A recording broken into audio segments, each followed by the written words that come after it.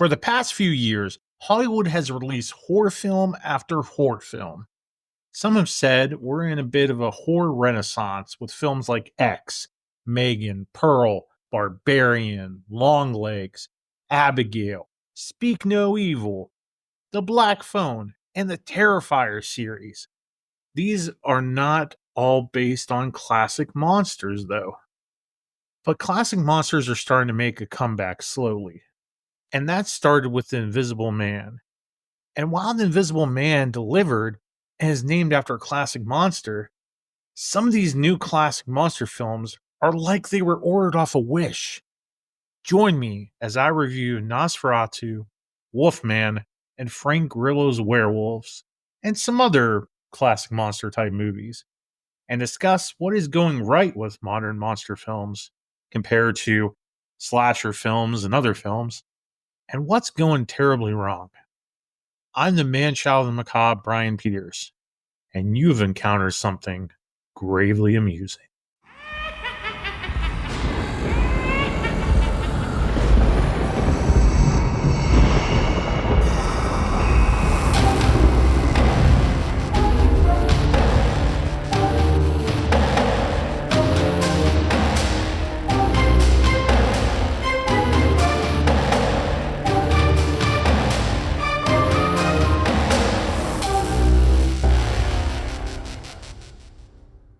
Hello, everyone, and welcome to part 2 of our discussion on Does Hollywood Order Their Monsters Off a Wish? The Werewolf Edition. Part 1, where we talked about vampires, and we have back with us Tyler and Junia Patrick, a married couple that enjoy bickering with each other like any married couple. And Tyler's talking too much, and Junia saying all the right things as usual and being right. Buttering me up on that one. Well, I try. But welcome to Gravely Amusing, everyone. The only horror podcast that is now deeply concerned if werewolves have just been hiding out in nursing homes all this time. With now that werewolves are all balding and not quite losing hair, old hunters. Yeah. That's what I'm wondering. But welcome to the Werewolf / Wolfman edition of Gravely Amusing. And we talked a deep, long discussion on vampires last time, and I thought we'd be able to make it one big discussion, but we just kept talking. And once Tyler shut up, we were able to realize that we were going to do this on a 2-parter. So that's where we're at right now. We love you, Tyler. No, that's cool. I'm sorry. Were you talking? Obviously. I was trying to mute you just so we can save time. I love this guy. We're just busting balls over here, we got some fresh licorice here. We got some gabagool. We're gonna talk about some werewolf. Some gabagool. Little cannoli over here. All right. So in the vampire discussion, we asked some really deep questions. I did of you, and I'm so happy to have Junia back here. Junia, a huge horror fan. She also reads, which we just read comic books. So, my wife gets on me all the time. She's like, you have all these books and you buy these books. Like today, we went to Wheatberry in town, Wheatberry Books, Chillicothe, Ohio. And I bought a local author's werewolf book, which I can't remember the author. You sent me a picture. It looked intriguing. I think I'm going to get this guy try to get this guy on the podcast if I can. But his name is Dylan Collins Dunbar. And the book is called Wolf's Hide. Dylan Collins Dunbar. And the book's called Wolf's Hide. And you guys are eating licorice and throwing it at each other. But I picked up this book because it said this on the back. Wolf's Hide. 1980s? Check. Nazis? Check. Navajos? Check. Werewolves? Check. Respected Navajo Sheriff Tanaka Chi must investigate a pile of gruesome murders near the forests of Flagstaff, Arizona. The signs tell the sheriff that it isn't a man. Soon the case begins to remind him of stories his grandfather told. Dark stories about the Yi Naldushi, an evil that turns someone into a beast on the nights of the full moon. When Sheriff Chief finally learns the stories are true, it is too late. Tanaka then sets out to track the beast across the country, turning into a vicious game of cat and mouse. And it sounded intriguing. And I picked that up, and I picked up the book Jaws, the actual novelization of the book Jaws. And Jen gets on me that all I do is read comic books. But I'm going to read these books. And I'm going to read Psycho, and we'll talk about Psycho in season 3 of Gravely Musing. Junia got me this independent author's comic where it's kind of like a werewolf skinwalker thing. I haven't got to read yet, but it was an indie author she ordered for me. I love it. Yeah, I'm pretty pumped to read it. I just haven't got a chance to because I've been trying to catch up on other assigned readings. It was a werewolf comic book created by an independent creator, and I could like support them. And I knew you'd read it because it's a comic book and you love werewolves. So I'm just saying. It's like your wife. It's called Judgment Day. Judgment Day. Judgment. And who wrote it and did the art? I'm trying to. Lisa Tang How. Ilsa. Sorry, it's the font that's throwing me off. Ilsa Tang How. Yay, independent authors, and we're gonna reach out to you and tell you what we think. And one of the main points I brought up that book is because, like, to me, the closest thing that you can get to the legend and the lore of the werewolf is the Skinwalker. So when you talk about Native American lore and Native American folklore, and you talk about skinwalkers and all that, that works for me to do a werewolf story closely tied to skinwalkers and such. Yeah. But what doesn't work for me is tying it to Bigfoot or tying it to some type of disease that someone can get in the woods, like tie it to male pattern baldness, tie it to COVID, cat scratch fever, what have you. Like it's just I don't know if it works. So going into that, as we talk about werewolves and kind of leading into the Wolfman, that's your little hint to the Wolfman there. So yeah, let's just get right to it. So starting with the wonderful Junia. Junia. Okay. Junia. That rhymes. Was it funny? Yeah. Julia Gulia.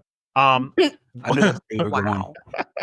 What, in your opinion, is the best werewolf film? So I said it, I think, in our last podcast. Yes. Oh, did I already ask these questions? You asked the best. We're gonna ask them again. Strictly you asked werewolf the film. best, but you didn't get to the worst. Yeah. We'll get there. So, yeah, he did. He put it together. The best and the worst. Yeah. So no. Anyway, I said the best was Blood and Chocolate for me. Oh yeah, and I went on my Johnny Depp rant. Yep. Yeah. Yes, you did. Yes. But Blood and Chocolate has a Hugh Dancy in it, and I said that it was more about kind of like pack life. It comes at it from that kind of perspective. It does have a romance element to it, which kind of drives it. But I liked the pack element of it. Another pack movie that I like, but I would not necessarily say is my favorite, was Wolves with Jason Momoa. Oh. Does that actually have werewolves in it? Oh yeah. Yeah. Oh. The effects look great. The effects are great. It's not a bad watch. Like, honestly, it's not a great movie. It's not huge. It's small. Yeah, it's very small in scope. Mm-hmm. You can tell the filmmakers spent their money wisely, but when they transform, like they look good. So, yeah. Like I said, I wouldn't say it's my favorite, but it's definitely one of those that just kind of like sticks out for me from like a different perspective. You know, we're used to seeing the Wolf Man as the werewolf by himself, but very rarely do we see, a whole lot of storylines about the pack mentality. You're totally right. Like, very, very rarely is there a pack mentality. You're right. It's usually just kind of a single werewolf type thing, majigga. Yeah, that's a good point, Junia. And Tyler and I said that our favorite werewolf movie was, of course, 1941, The Wolf Man with Lon Chaney. So, Junia, what do you feel is the worst werewolf movie? This is where I could not figure out what I thought was the worst werewolf movie, because I've seen movies like Cursed, which is definitely not the worst, but it's a good one in my opinion. And then of course Underworld movies are great. But I can't think of anything off the top of my head that I would say is the worst that I've seen. So, All right. because I even like Van Helsing. So, There's a lot of parts of Van Helsing that work. yep. And there's a lot of parts that don't. Yep. Mm-hmm. And one of the things that don't might be part of the werewolf thing. Yep. Just It my depends opinion. on the perspective that you look at. That's for sure. That's true. But you like the werewolf in Van Helsing. I do. I do like the werewolf in Van Helsing. I think they could have done it a little bit better, but I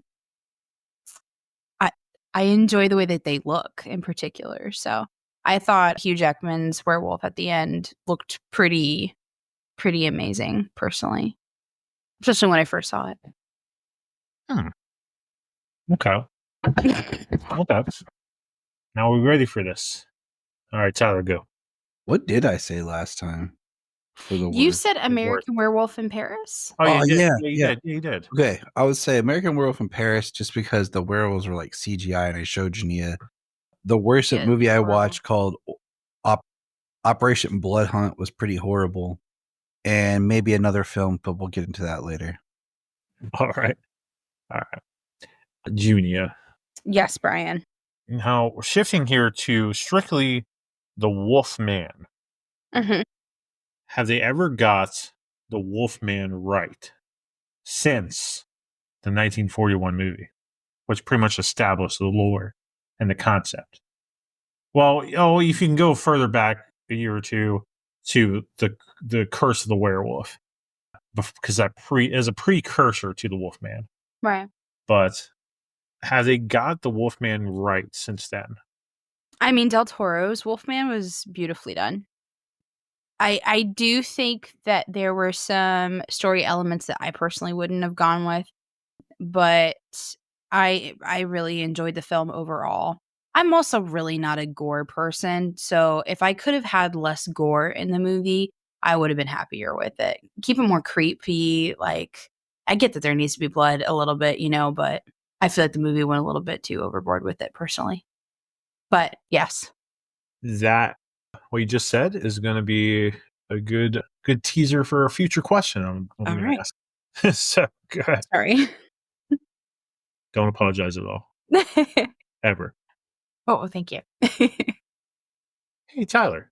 Yes, sir. Has there been a good Wolf Man movie since the original and Del Toro's? Well, my thought process here is with Lon Chaney's original 5-movie run, and then Del Toro's, and then let's throw out my boy Josh Hartnett here. Oh, yes. The Wolf Man. I was going to get to Josh Hartnett. I was. But see, when you say Wolf Man, okay, No, hold on. Should we go to this in the next one of the next questions? So maybe we should ask this question. Okay. So what is the difference between a werewolf and a wolf man? Go, Tyler. But see, here's my thought process.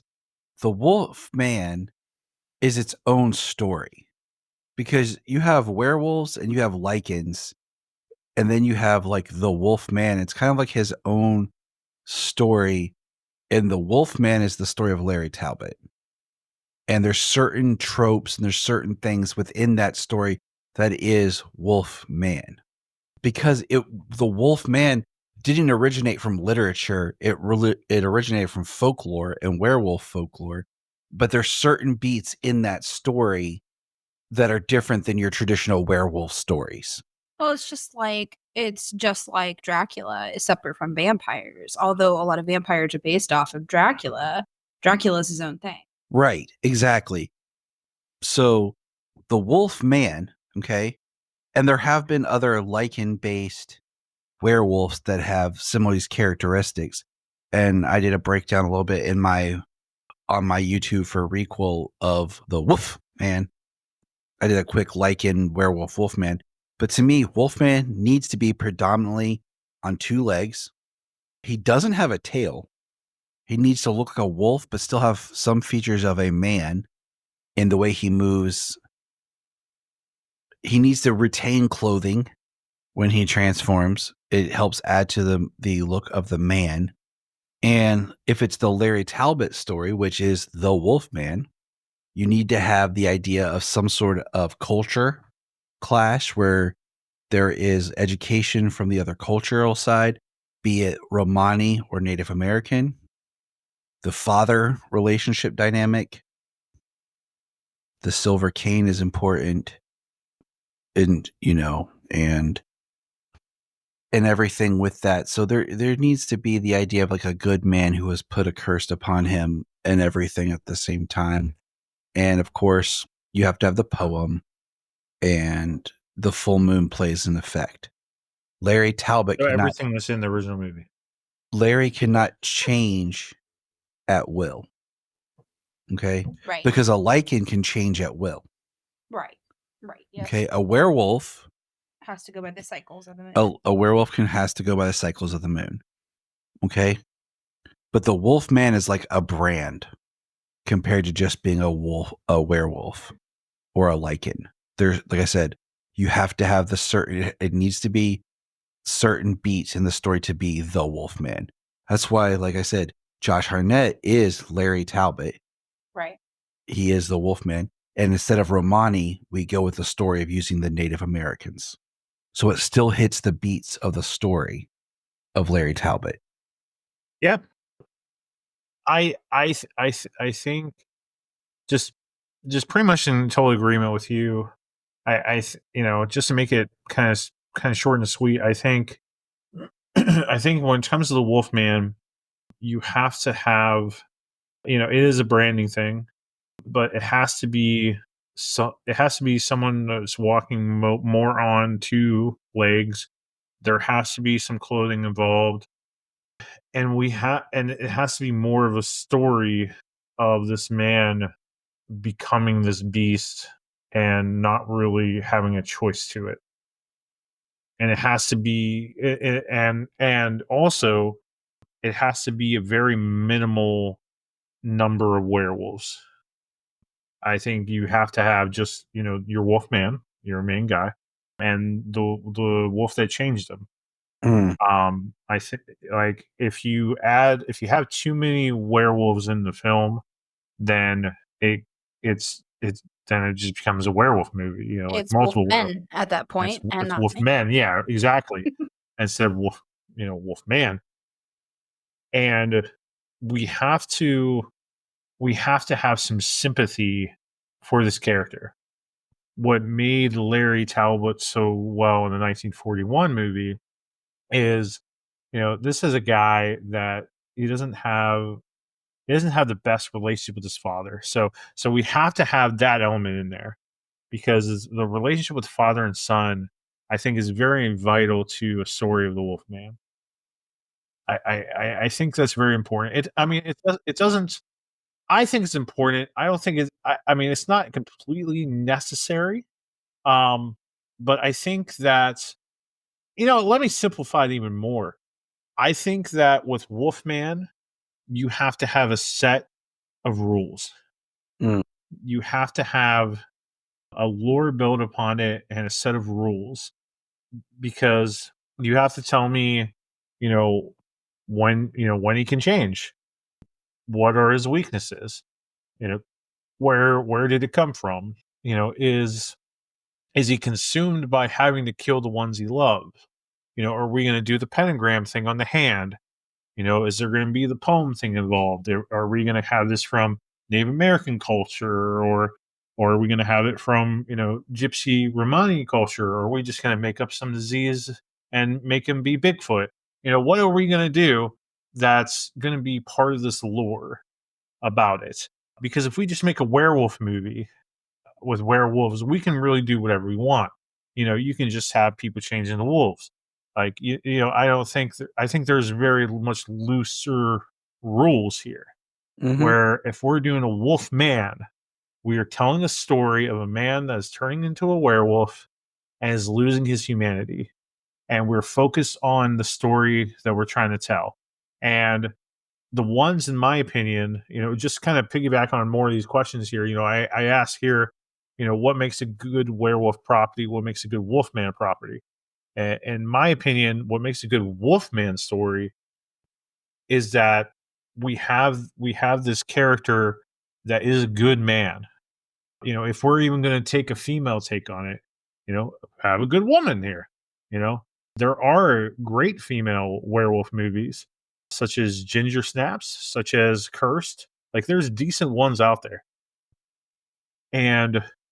But getting to the Wolfman Universal Monster way, he has to be a good man, and he has to be conflicted where, like, I want this story.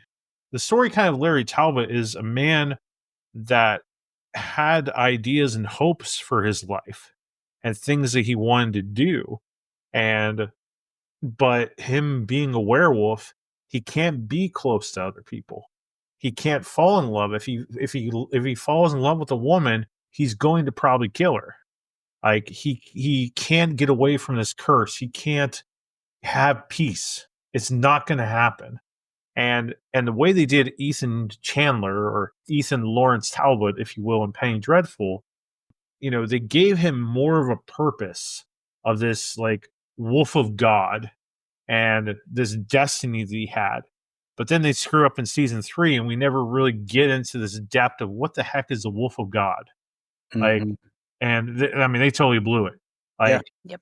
we build up this whole thing like the wolf of God. Okay, so is the wolf of God, is the curse of the werewolf meant to be a protector? Like, this is God's weapon against evil? What is this meant to be? Like, so guys, you got to check out Penny Dreadful. We recommend it. We kind of really spoiled it there, so I'm sorry. But we get, what lore are we trying to say? And that's the end of my rant. But, Junia, what do you feel makes a good werewolf story, wolfman story, whatever? What makes it good? I think you hit the nail on the head when you're talking about Wolfman in particular being that kind of tragic soul, because what you fall in love with is Larry. Yes. That's what you fall in love with. It's not necessarily the drawn out lore of the Wolfman, although that is interesting and it is a cool element that's present. What you fall in love with is him. So if you don't have him right, then you won't have it right. So that needs to be the main focus in my mind. Everything else you can kind of construct around that. That's part of why Del Toro's little storyline things that I would maybe shift. I need to watch it again. It's been a while since I've watched it. But I remember feeling like I wanted to shift some of the story in it. And even those things don't bother me quite as much as they would if Larry wasn't Larry, in that story. And Del Toro, to me, really does a beautiful job of coming across as a tragic character. And if we talk about the three characters here, or the three men who've played Lawrence Talbot, what's his Ethan Lawrence Talbot in Penny Dreadful? The three of them all have a whole air of just tragic hero that is just wrapped around their characterization. It's not just in the way that the character is written, but it's in the actor themselves. And you can see it kind of like in their eyes even. So there's an element there that if you have the wrong actor, it's not going to come across the right way. So Absolutely. It's to me, okay, to simplify this for generic listeners, the Wolfman, like I said, is a brand. So, and werewolf is the genre. So, like, it's kind of like superhero movies, and then there's a Superman movie. Right. A Superman movie is different than a Captain America or an Iron Man. Absolutely. Yep. So, but a superhero movie, they're both under that umbrella. Yeah. And when it comes to werewolves, though. And there's different things you can do with werewolves depending on because of the folklore. And so you asked what makes a good werewolf movie. I think definitely rules is an important thing because, like I said, the subspecies of like the lichen has the ability to turn at will and use it through their emotions. They're still affected by the moon, but they still have control over themselves. But then you have like the werewolves that when they turn forced by the moon, they have no cognitive recollection of who they are. They're just an animal, and they are more of an actual wolf. It can vary from being like just looking like a wolf or being a bigger animal wolf with some human features, a tail, more of a wolf snout and everything too. So there's some playability in there. For sure. The other thing that I would say would maybe be like what cultural background, and I know we've said that, but like we talk about the Romani cultural background for werewolf stories, but there's the Native American cultural background for werewolf stories. I mean, there's so many different cultures around the world. I did a little bit of studying myself because I started to write my own book a while ago, and it was a werewolf book. Yeah. I mean, there's even Greek and Roman ties to the werewolf lore. I used from my book, I was going from a more, Hispanic perspective, which was really, really interesting. And going into that lore, maybe that's kind of the ticket. Like it would be cool to be able to see it from like different perspectives around the world like that. And I think we tap into it here and there. Absolutely. Like Hispanic culture and the wolf. That's something that's rarely like I'm very interested in that. There's that like I don't know much about werewolf Hispanic lore. Yeah, it's You have all my interest over. already. Like tell me more. It's something unique, but it's all over the world. These stories have been in, all cultures, really. There's some kind of a story of a monster, a shifter, that turns into a wolf-like, beast-like creature. So, anyway. No, like that. Yeah, that sounds so fascinating. Like, we they're not we haven't touched on all these different cultures and the lore and stuff, and that could be like something really freaking cool. Yeah. But one of the cultures that they do hit on a lot in Hollywood is kind of making werewolves out of different major cities, whether it be a werewolf in Paris or Right. or American Werewolf in Paris, or what is regarded by so many as a de facto werewolf film, American Werewolf in London. Yeah, I don't get that. Why is that? So that's the question. Why is that considered the de facto, the definitive werewolf film? I'm going to let you guys you answer that because I have not watched it. I would say the You've only never reason seen that movie, Junia? I have not. I'm very picky about I about think you some of need the to see werewolf this movies movie. I watch. I think it is Go ahead, because Tyga. of Rick Baker's transformation scene. The I agree. makeup he created, I think that's why that film is, because you and I, Brian, watched it, gosh, what, 5, maybe 6 years ago together? When your little boy and little girl were just wee little tots. Little, I know.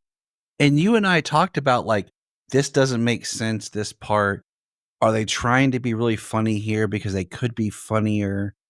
And I there's things in that movie that I like the idea that he was hot all the time. And everyone else is like, come out cooler, and he's like wanting to strip down because his body's naturally running hot, and then his transformation. But for the most part, like I hated like he saw his friends like ghosts, but it's all torn up and murdered. That's what I hate the most. Him seeing the people he killed, like the ghosts of people he killed. Yeah, and then like Why? at the end, the third act could have been a lot funnier. There because he's like, it just I don't think it's the best werewolf film, but it's always highly regarded as one. I mean, I think it's a decent one in terms of, Rick Baker's work. Oh yeah, Um, that is worth seeing it just for that like, alone. like so good. Like the werewolf changing scene, so good. And I like how it begins, with these hitchhikers and like Scott's land, and they go into the inn, and like reminiscent of Dracula almost, like, and Mm-hmm. and everybody's like, don't go out there, don't, yep, don't, no, you'll die. And like I like that because I want to see more of that folklore and that belief, and like I want that culture of that area to pour into my story. Mm-hmm. Like this is what we're so afraid of. So like Jen and I, before kind of COVID hit, or and before the war in Ukraine happened, Jen and I were planning on taking a trip to Romania, which is modern day Transylvania. And I just found out last year that I have blood from, the blood is the life, blood from Romania, of my family, mostly from my grandfather. And so it's really cool. So it, I wanted to be able to go to that country and just see all the different lore, and study all I could of that superstition, because Transylvania or Romania is considered like the birthplace of superstition, like the birthplace of all these stories of these monsters and superstition.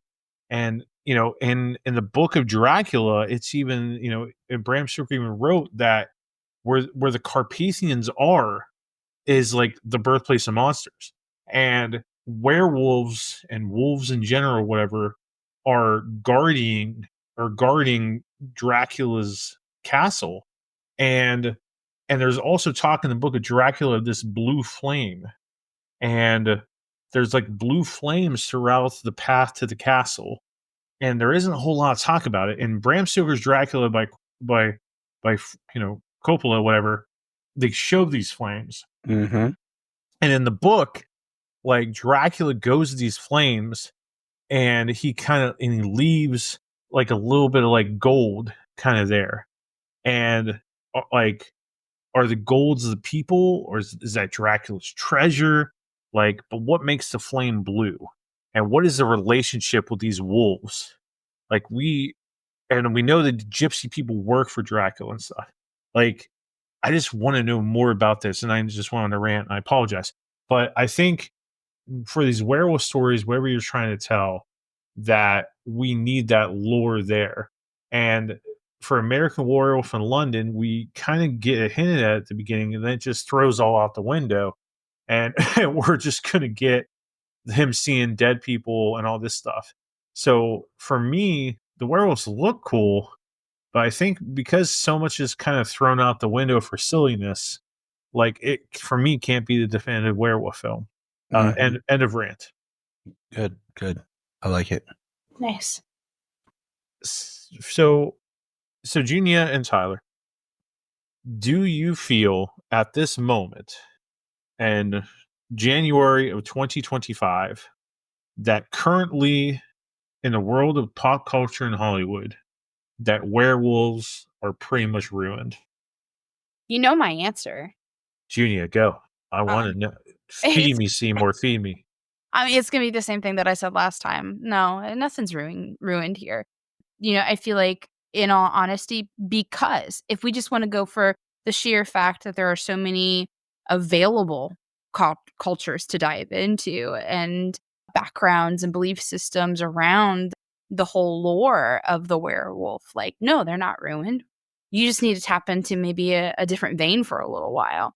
You know, I would say that maybe certain tropes are repeated over and over again, and that it could be really beneficial of us to tap into something different. Yeah. So no. Okay. I'm gonna take a moment here, and like I did with our vampire episode, Take 2 moments. starting with 2020, Yeah. Here are some werewolf movies Give me the statistics. that I've written. Give us the facts, Jack. 2024 had The Beast Within, which I do not recommend. 2021 had The Cursed, which was an interesting take on werewolves. It's a little different, and it was I recommend watching it. 2024 had Werewolves. We're going to talk about that in a moment. 2024 gave us Operation Blood Hunt, piece of shit. 2022 gave us Marvel's Werewolf by Night.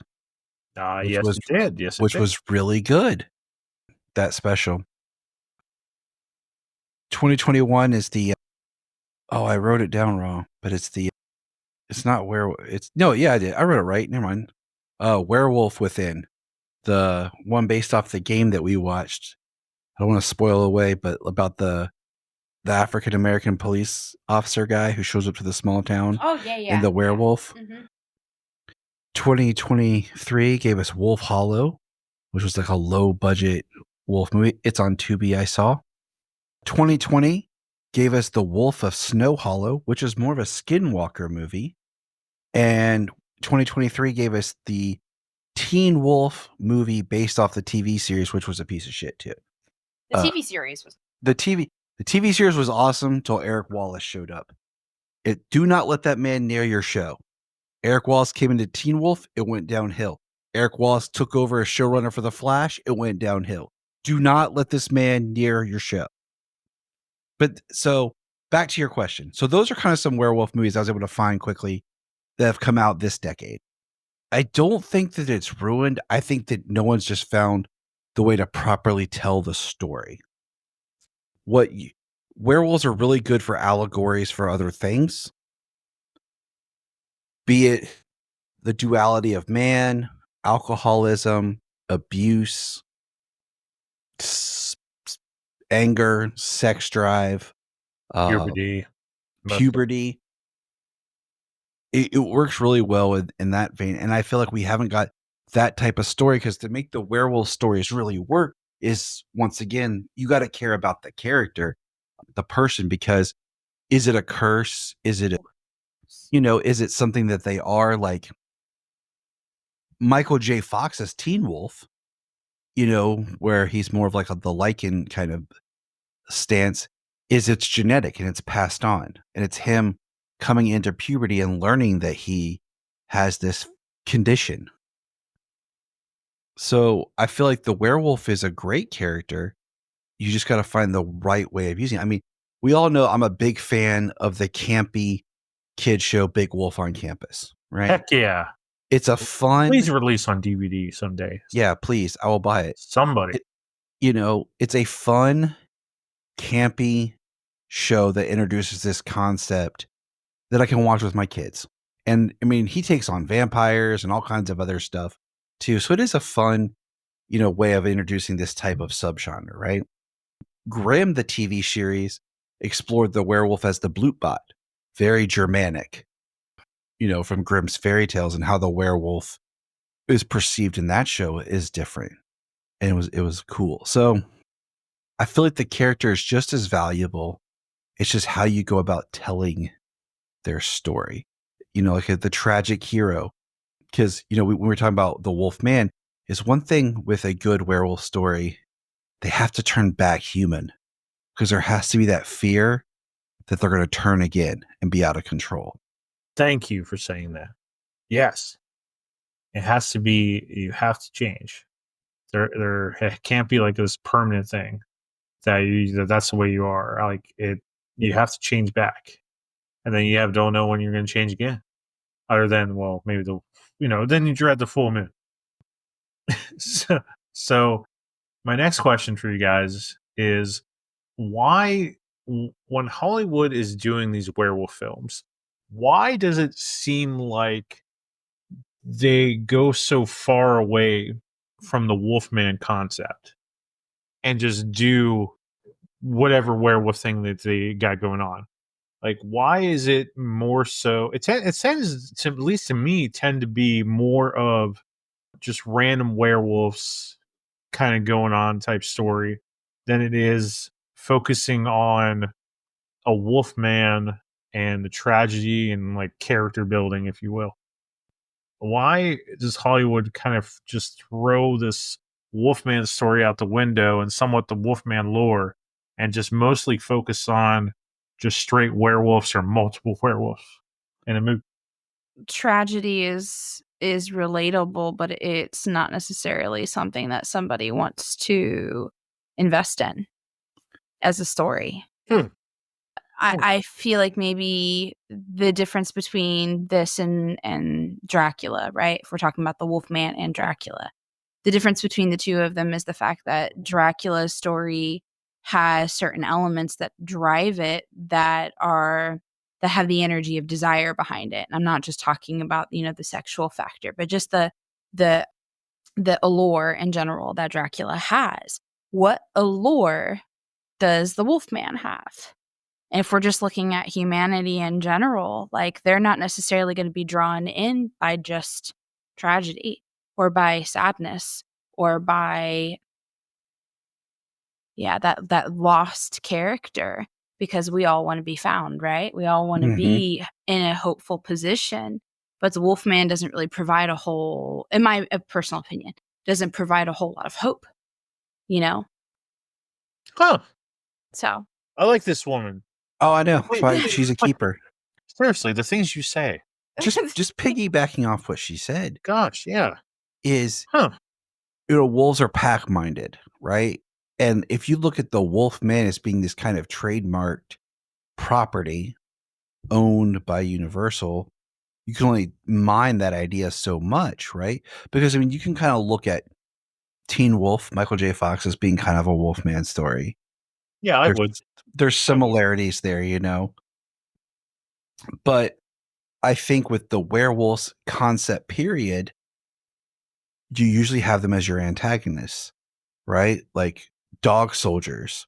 We were talking a little bit about that. It's one of the best. People talk about that movie a lot as a great werewolf movie. And the wolves in there look great. Personally, I don't think Silver Bullet is that great of a werewolf movie. Oh man, that was my bread and butter as a kid.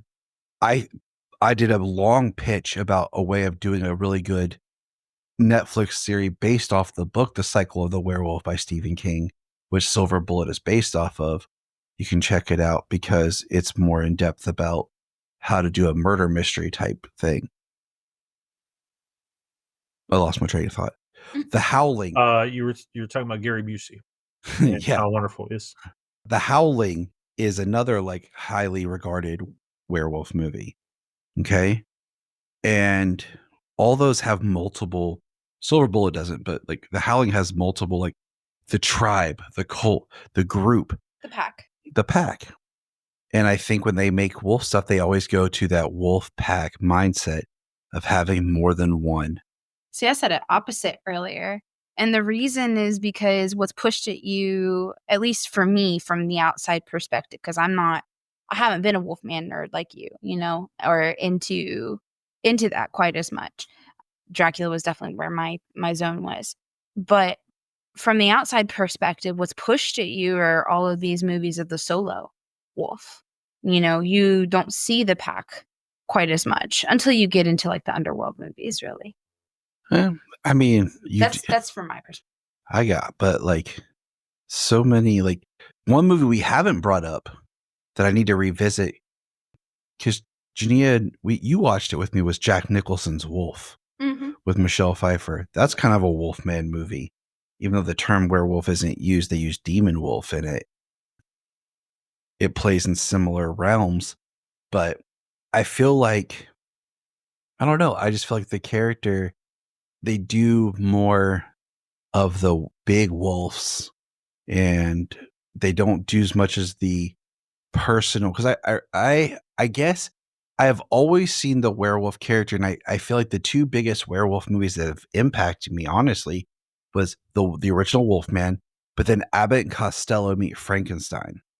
Okay. Those were the two that I had. I actually saw those two first before I just saw the Wolfman Meets Frankenstein. And part of my imprint for Larry came from the Abbott and Costello film, because in that movie, he has now regarded himself. He understands that he's going to live longer. and he's hunting Dracula. So right there sets up that the wolf is going to be an antagonist to the vampire, Mhm. and that Larry's a good man who is, hunting evil. Which could be And such a built upon storyline. exactly. And I feel like you do your Wolf Man movie, and then the sequel is the story that carries on of this man who has this curse and what he does with it. Now, don't get too far ahead here, Tyler. Okay. But he said why, about the Wolf Man story is like, Yeah. they don't want to do the drama of the personal human, of the story of the person changing. It's more fantastical. And I think with the wolves more than vampires, it leans into action. So you start doing more action-based wolf movies. So, do you think that in werewolf movies, do you need multiple werewolves compared to vampire movies where maybe you don't do multiple vampires? So do you think quantity is important in werewolf movies or vampire movies? I think it goes to the story you're trying to tell. Fair enough. Fair enough. Because like a movie like Wolves, we mentioned with Jason Momoa, it's about a pack. There's a movie called Skinwalkers that's about a pack. And like bringing somebody in this idea of like a gang or a group. So I really think it depends on the story you're telling. Is your wolf your protagonist or your antagonist? That's it's kind of another angle to approach it. So I think it just really depends on the story you're telling.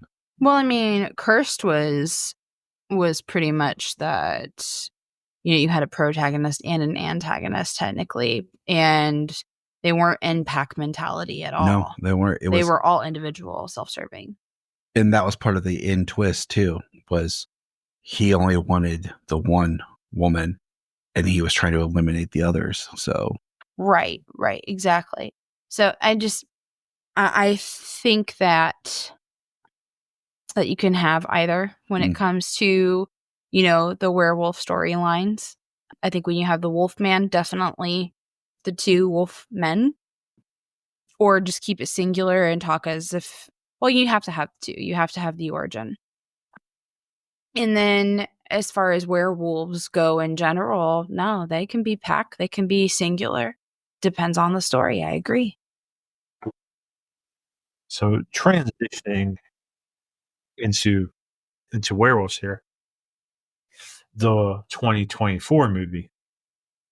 One of the questions I want to ask right off the bat: do you feel that werewolf films are focused, like kind of like how I asked the vampire question? Do you feel they're so focused on sex? Do you feel that werewolf films are way too focused on being gruesome? yes. Yeah. Totally agree. Totally agree. Because they're looking for the appeal. And I think that, so you asked earlier something about, what separates the idea of vampires versus werewolves and kind of the Hollywood mindset. I think it was like Sure. a fly by the night thing that you mentioned. Yeah. But anyway, and what I was going to say is I feel like when we're looking at the werewolf end and the werewolf genre here, that we're always searching for what draws us to those characters, what draws us to the idea of the werewolf. Whereas the vampire, well, we've kind of like nailed a couple of things in the wall and we know what they are. But with the werewolf, is it because of gore? Is it because they're, animal? Is it because what? What draws us? I think it's almost Jekyll and Hyde thing. Yeah. Like The duality. For me, it I'll is. leave it. Yeah. But how For much me, yeah. do you sell that other than the Wolfman story? And Okay, I'm not trying to ask a bunch of questions, but you get what I'm saying, no, though, right? I mean, that's why I think I'm drawn to the Wolf Man. Right. Is because it's the duality, it's the Jekyll and Hyde aspect compared Right. to more of just a werewolf story where you see werewolf stories where they live more like these impacts in groups sometimes, and they have animalistic traits. But yeah, too often do they rely on gore And like I said, They've lost like a depth to it. they've know? lost the depth of a human and what they go Yes, through. exactly. And but it also depends on if you're portraying them as your antagonist or your protagonist. Because I feel like if they're the antagonist, they're there just for the violence, the action, the destruction. And if it's your protagonist, then we're often treated to some sort of story about what they're Well going said. through. You're right. Yep. You're totally right. You're right. And when you're right, you're right. And you always think you're right, but this time you are. I'm often told I'm wrong I'm just busting your balls. by both of you. You're often right too, though. But you're off right. Hey, when it comes to my pal, you're the right man. All right. There it is. All right. All right. Speaking of things done right. All right. Our first movie review here. And to the dessert of this talk. Tyler, Junia, you did not see this with us. Right. And I don't think you saw The Wolfman with us. So, No. but comment on what we say if you don't mind. Sure. Ask questions. Ask questions. We'll give you answers. We're Radio Shack here. Rest in peace, Radio Shack. I know. I was like, Aw. we're out of business and don't exist anymore. Tyler, Goes right up there with Blockbuster. why Cut me did you deep. say that name? Why did you say that name? Cut me deep, Shrek. Ugh, Because it's my Ugh. mother's name too. stop. That's my mother's name. Ugh, Me too. It's his mother's name. Ah, I love you both. Aw. we gotta see Blockbuster. Ah, Did you say Blockbuster? Yes. we gotta see Blockbuster. Why'd you say that name? Why'd you say that name? I wish I still had my shirts. It's his favorite movie place's name. And they lost us. Like, no, there's people listening like, what's Blockbuster? Probably. Oh, Oh, great. what we Great even little talk about sidetrack anymore? there. Oh yeah. Werewolves. Werewolves. Squirrel. Frank Grillo Werewolves. Now, Tyler, when this movie was announced and we knew Frank was going to be in it, we were intrigued. We were interested. Yes. And Werewolf said, Frank, we like Frank. It seemed to be a militaristic type movie. Takes werewolves. You know, we knew we weren't going to get a really heavy story, but we knew we were going to get some action of werewolves and, a Lieutenant Dan demeanor of, God damn it, kick some ass. Yeah. Did Frank Grillo's 2024 Werewolves, did it fail you? Yes. What? Really? Yes. And why did it fail you, Tyler? To make it short, this movie felt like a sequel to a movie we never got. They talk about and they don't really give us any kind of explanation in the film. I point out to you, they talk about people who turned and people who didn't turn, but they don't really explain, like, is everyone capable of turning? Are some people unable to turn? As the movie goes on, we definitely know that if you're exposed to direct moonlight, you'll turn. But they talk about people who I can't remember the term they use, but like this is their first time turning or they've done it before, but they never Newcomer? Is that what it was? something. They never go back and show us like the events from what we're So alluding spoilers to. for these movies. Spoilers Yeah. for this movie and spoilers for Wolfman. And then they don't, and then when it ends, it's just like the sun rises for the new day. And they kind of break their own rules with what happens with Frank. So it just, it just was not interesting. Like like we talked about, I need to understand what these wolves do in this world. And I feel like I'm watching a movie and I never saw the first movie that gave me this setup that let me understand how this worked. The creatures themselves look good, but it just was not a good movie. like so so the concept of this movie, everybody, is basically that like a movie starts with an actor, Lou Diamond Phillips, like works for the government, whatever. And he says, and basically there is this super moon that's gonna last. Did they say like 4 days? Like It's yeah, supermoon's coming. it's it's like the biggest moon, full moon there is. Like it's crazy. And they say that in the that the year prior this happened, and for some reason, and it's Yep. happening again the year after because that makes sense. And this supermoon turned all these people into a werewolf. And we never like this movie fails because there's no established lore. Like Yep. we never know why it turned people into werewolves. We never know if there was something in the DNA of certain people that turned into werewolves. We know nothing. All we know is that moonlight can to touch some people, or pretty much all people, actually, it seems like, and turn them into a werewolf, and all hell breaks loose.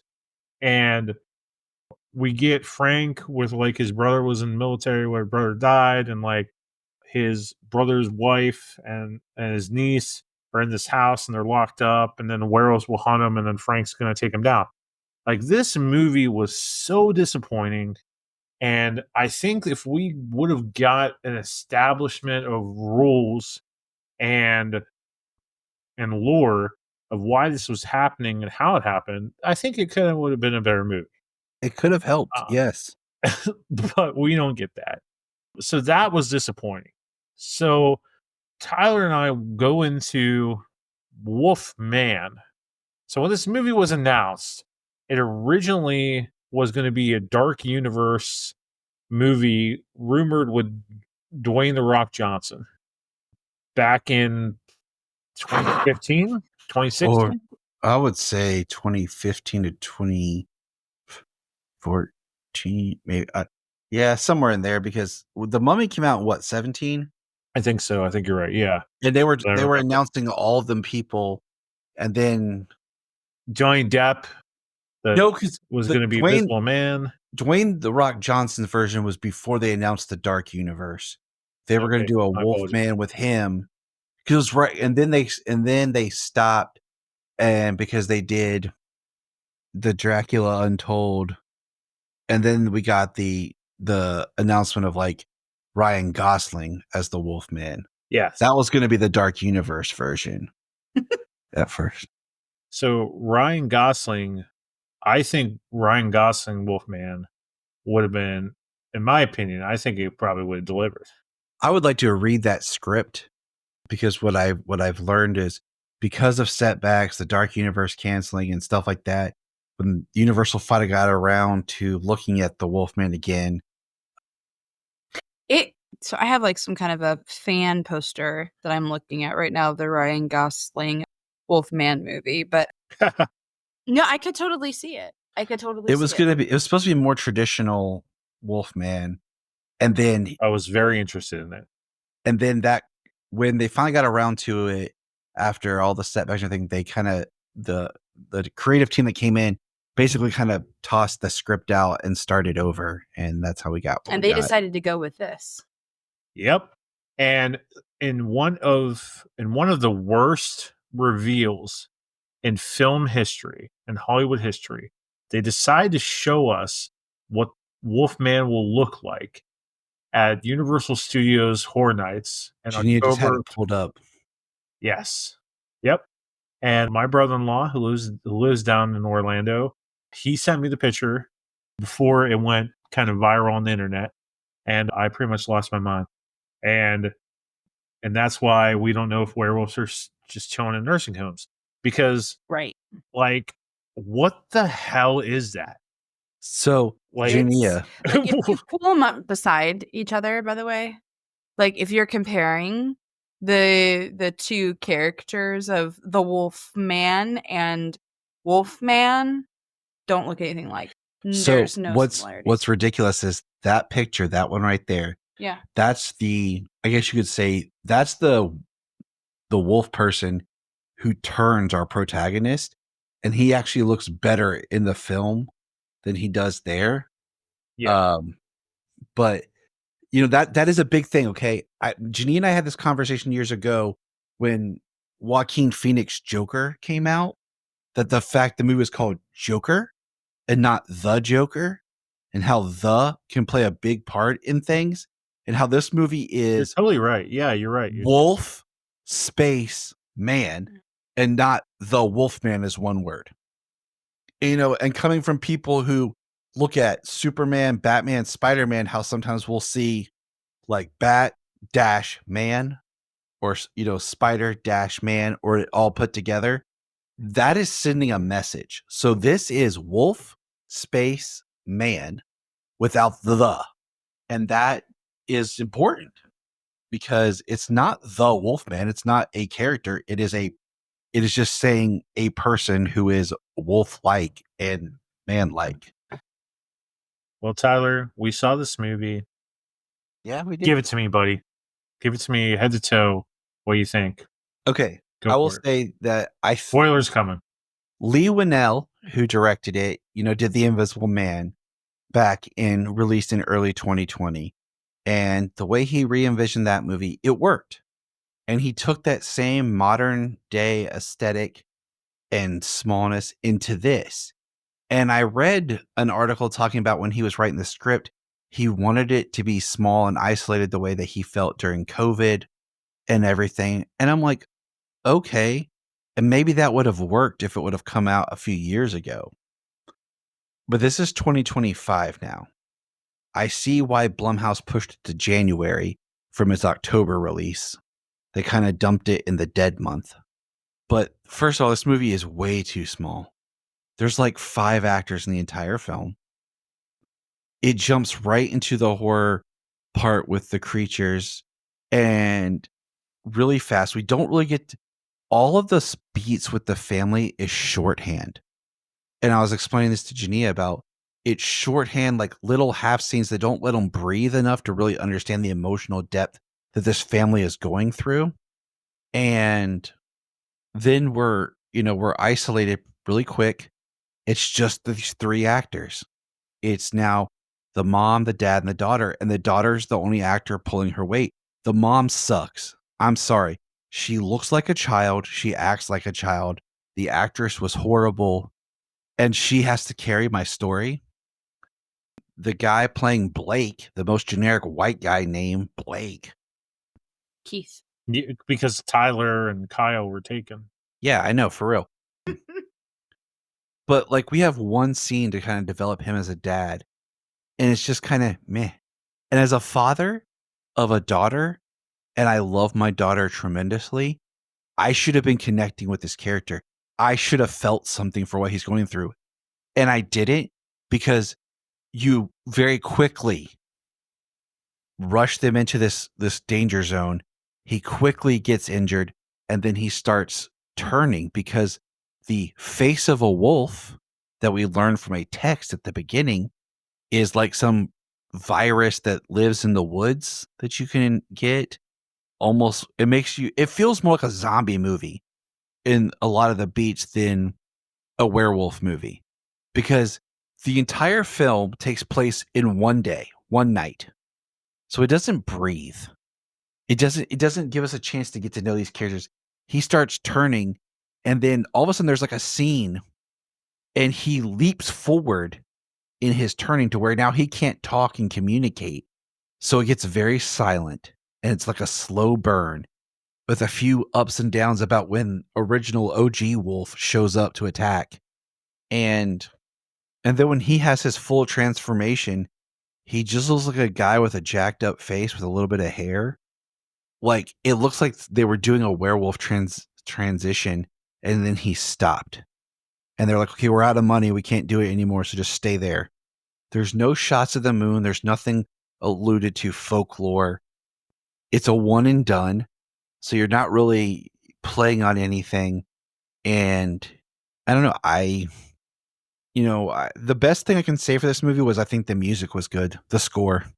It was Benjamin Wallfish, and I think he does very well, usually. But this movie, you can tell, was very It feels very low budget indie and not what you think Blumhouse would be producing right now. I mean, you got 5 actors, you shot in New Zealand, so you're saving money that way. It feels so tiny and indie. And like I said, if you would have called this Face of the Wolf, I would have a different perspective, but you're basically trying to diminish my boy Larry's legacy here. And I told Junia before I left, I'm going to look at it as, is it a good Wolfman movie? Is it a good werewolf movie? Is it a good movie? And it failed on all 3 beats. I would only watch this movie again to do like a commentary breakdown or something with Junia so she can see it and we can crap on it together while we should drink wine. Those are some of my favorite podcasts we've ever done. Oh, maybe I need to join you on that. This movie, it just, I don't know. I don't really know what we were trying to do here. Like, to, like, there's no talk. There's not even like the word werewolf isn't even mentioned. No, I don't even think the word wolf is mentioned. I think twice when I think one guy on the radio says it like the face of the wolf thing. Oh yeah, face the wolf. That's it. That's all it is. I think that's mentioned once. And then like I said, I wonder if the studio mandated them put that text at the beginning because people didn't get it or were confused. Like, and they're like, okay, go ahead and put this text on it to help, you know. And when you see teasers online of people's reactions, and then they interview somebody randomly, and they're like, "Oh, it was crazy," and then you see the face going up, like, I know the movie sucks because you're trying to like make me believe that the movie is like amazing, but I know it sucks. The father-daughter story, like, it's trying to be this driving force of it. But yeah, when he can't talk anymore, it's rough. And it doesn't know, like, it's almost like it didn't know what story it wanted to be. Like, did it want to be a father-son story? So we have a little bit of that aspect, which is kind of the root of the Wolf Man. But this is Wolf Man. It didn't know if it wanted to tell that story really, and it kind of doesn't really handle that very well. Is it a father-daughter story? And like, she's losing her father as he changes into this thing. Is it a strange marriage story? Well, not really, because they failed at that. And this woman's going to play the Silver Surfer. Oh yeah, it's gonna, what the f. She sucks, and I wasn't really happy about them taking Norrin Rad's lover and making her the Silver Surfer in this movie just to do it. But now I'm even more worried because she just sucks as actress. I guess she was good on Ozark, but I haven't watched all of Ozark, or whatever, or any of it really. But she sucks, and she can't carry a movie. Bryan, does she suck? Yeah. What? She sucks? You know what? What's the word for it? Like, when someone's not very good. Sucks. Yeah, she blows. And sorry. Sucks, blows, whatever.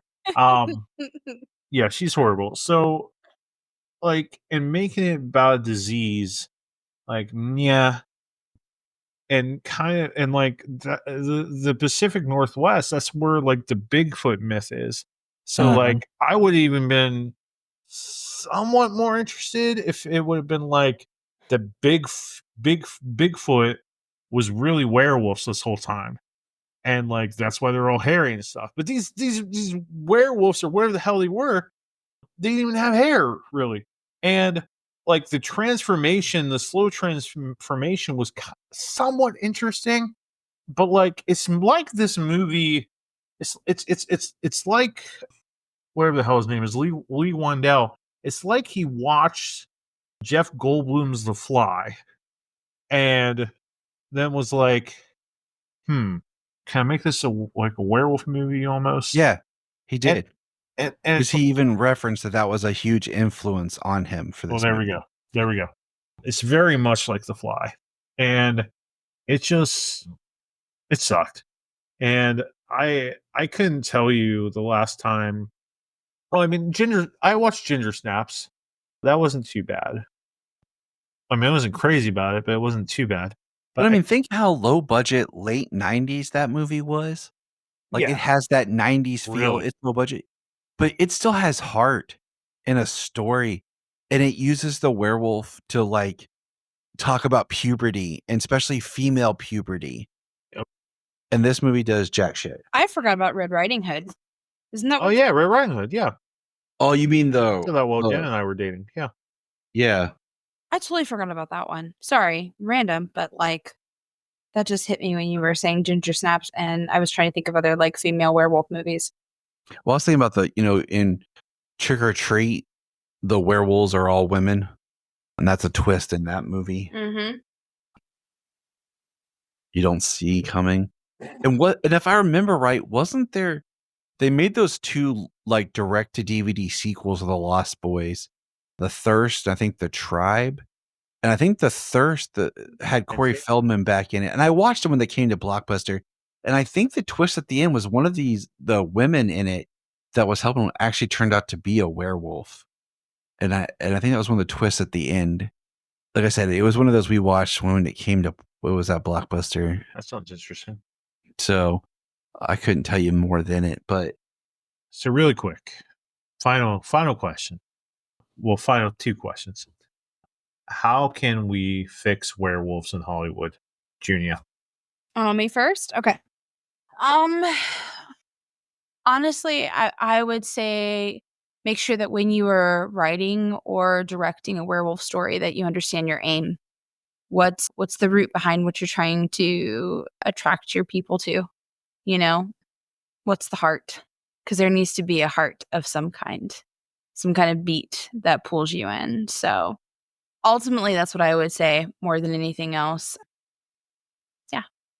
Less And there you gore. have it. There you have it, ladies and gentlemen. All right, Tyler, go ahead. the godmother, she sleeps 15 minutes away. The godmother. You got mother, ladies and gentlemen. For me to answer this, I'll say one, how to fix the Wolfman. I did a whole pitch on what I would do if I directed and remade the Wolfman. That'll be on my YouTube. As far as how to fix the werewolf films, I just got one word for you: silver. Yeah, not to plug my own story, but I don't really want to say too much because what I would do, I wrote in my story because it goes back to what Junia said about giving it heart and giving their drama and stakes with your protagonist, and having the folklore element, having the story, and making the body, like you have a little body horror because of the transformation. We didn't talk about this a whole lot. I like the idea of the body changing. I don't like in, for example, Van Helsing, they call it the Wolfman, but he is not the Wolfman. He is a werewolf in that movie. I don't like the idea of the wolf being underneath and they rip off their skin and it's a wolf that emerges, and then they rip off the wolf skin. Hemlock Grove did a really creepy transformation type scene based on that type of concept of the wolf coming out. I prefer the body changing. It makes sense when you think about like the wolf from within, which is kind of a cool concept, but I totally understand what you're saying. So I think you have to have a really good set of established lore in your story, and we need to care about our characters, because like I said, werewolves are used as allegories, and if we don't care about our characters, could we take these same characters and shift the story in something else and remove the werewolf? We would still feel for these characters is a question. The werewolves is just an added layer of telling the story. And I think we need to make it more about that than about like the movie we watched, Werewolves, where it was just some sort of action where, once again, you could remove the werewolves. There's nothing really specific to them that make it almost like a zombie movie or a Resident Evil type movie. The only thing in that movie that made it wolf particular was the idea of the super moon they don't really explain, and they're making moon screen. So I think you need to make it to where the story being told is reflective of the werewolf, and it's not just like this wolf man. You could very easily, he got bitten by a zombie, and it's a zombie. It could very easily be a zombie movie, like a rage virus, some sort of Sometimes rabies it felt virus. like a zombie movie for sure. Yeah, and that's not what I want from my werewolf. And he changed once, and we knew from what we saw earlier in the film, he was never going to change back.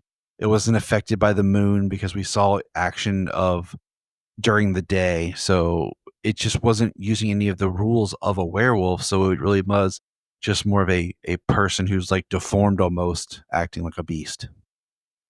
There's no wolf thing whatsoever. So 2024's Werewolves.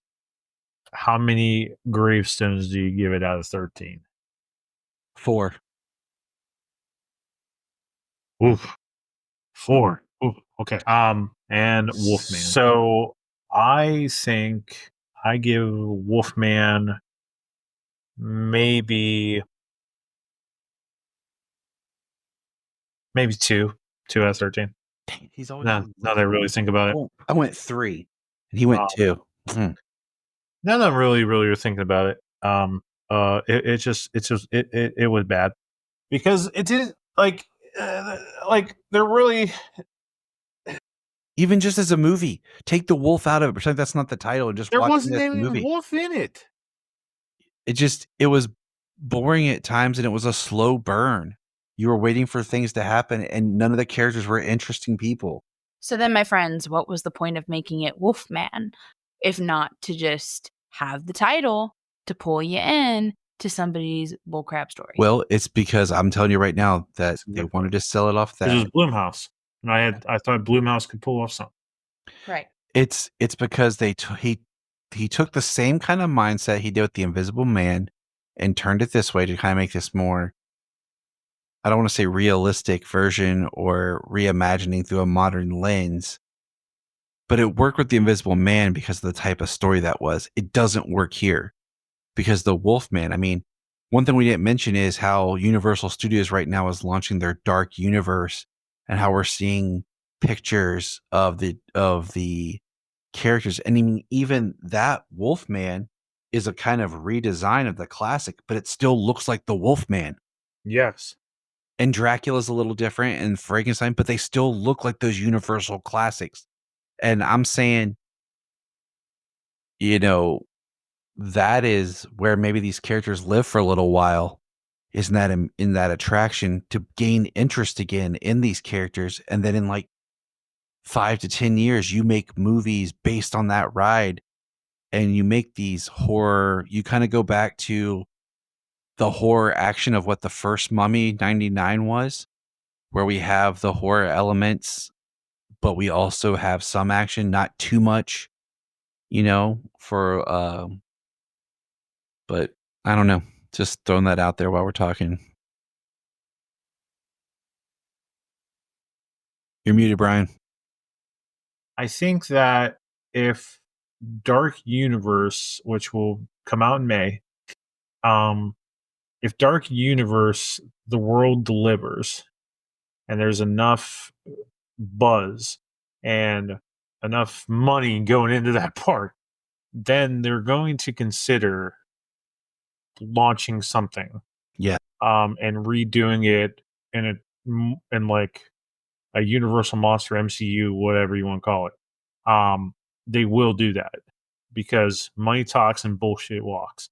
And that bullshit that we got, I'll never walk and see it again. I don't even know what I'm talking about. I'm just trying to be funny. But I mean, when I watched out that movie, I went to you and I said, don't be so negative.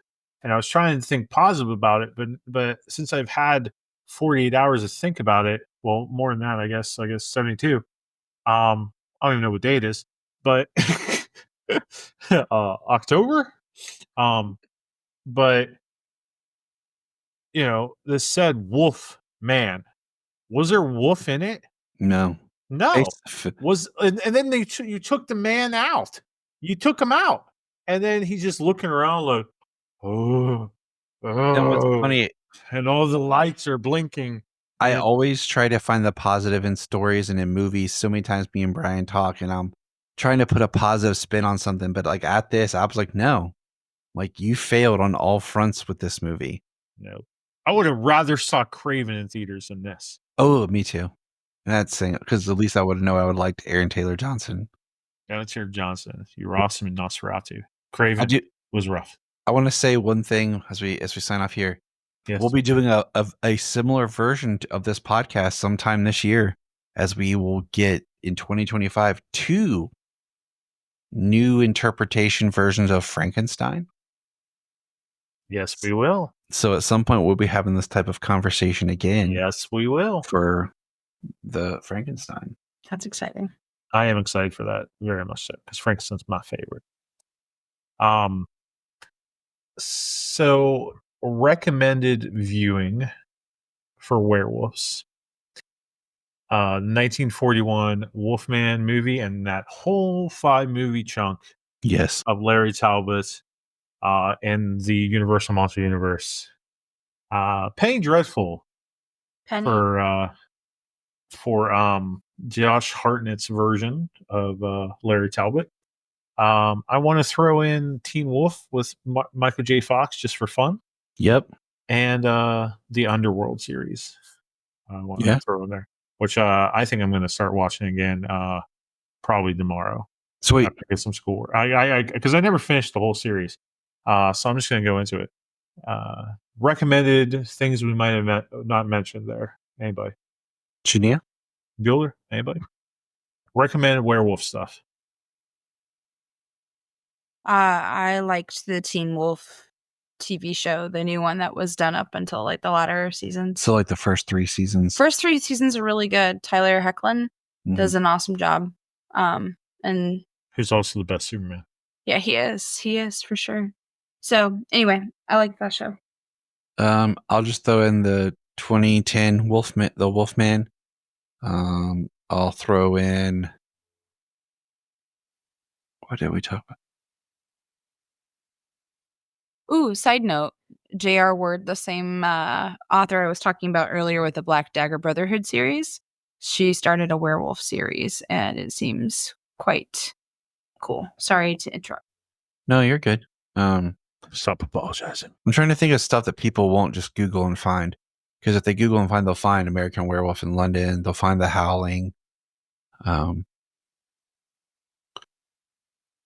trying to think of some more of the offbeat ones. Big Wolf on Campus. Well, yeah, that's on YouTube. That's a fun. Big Bad Beetleborgs. Oh, jeez. Monster Squad. You took it away from me. I know. I was going to end it. I was going to with and the greatest Wolfman we ever got, Monster Squad. We'll add those. He's got NARS, don't you know? Yeah, he does. Yeah, I think that's it for now. I can think of we've talked about a lot of good ones. My name is Horace. Because you see the same things come up over and over for werewolves. I would say The Cursed from it was on Hulu because it is a very different, but it is interesting. Werewolf. Look at werewolfisms. It is different. So yeah. All right. Well, everybody, thank you so much for joining us on our werewolf talk. We hope that Hollywood will change things around with this Dark Universe park and it picks up some beats on Dracula and Wolfman and it delivers. And we hope that somehow Hollywood can get their crap together when it comes to werewolf stories once again, and mainly the Wolfman, because they do not know what they're doing. So I've been Bryan Peters. Tyler. I am Tyler Patrick. Yeah, I'm Junia Patrick. And you've been listening to Gravely Amusing. And I hope this podcast thrilled you. I hope it shocked you. And if nothing else, I hope you just listened to it. Good night, everybody.